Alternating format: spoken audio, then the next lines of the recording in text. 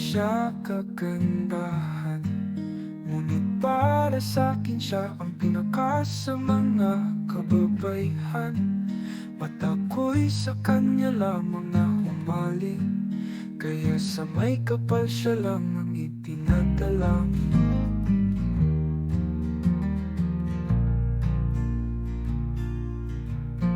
Katawan niya'y hindi pa modelo, subalit para sa'kin wala sa kanyang makakatalo. Siya ang inspirasyon nitong buhay, dahilan kaya mundo ko ay may kulay. Mga mata niya'y hindi mapungay, pero pag tumitig para akong ginagaway, iba ang taglay niyang dati. Karisma na natural lang siyang angking, tila rosa sa hardin ng mga bulaklak.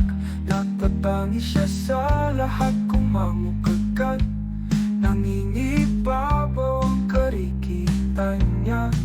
Sa kanya tingin ko'y wala nang makakapantay pa.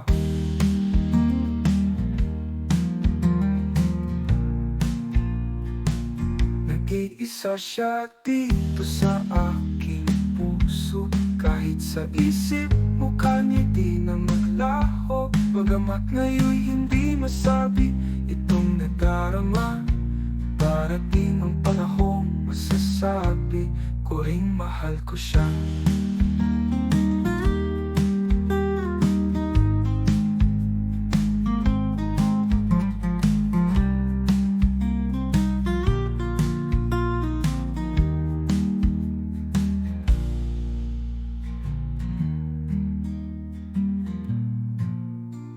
Mata niya'y hindi pa modelo, subalit para sa'kin wala sa kanyang makakatalo.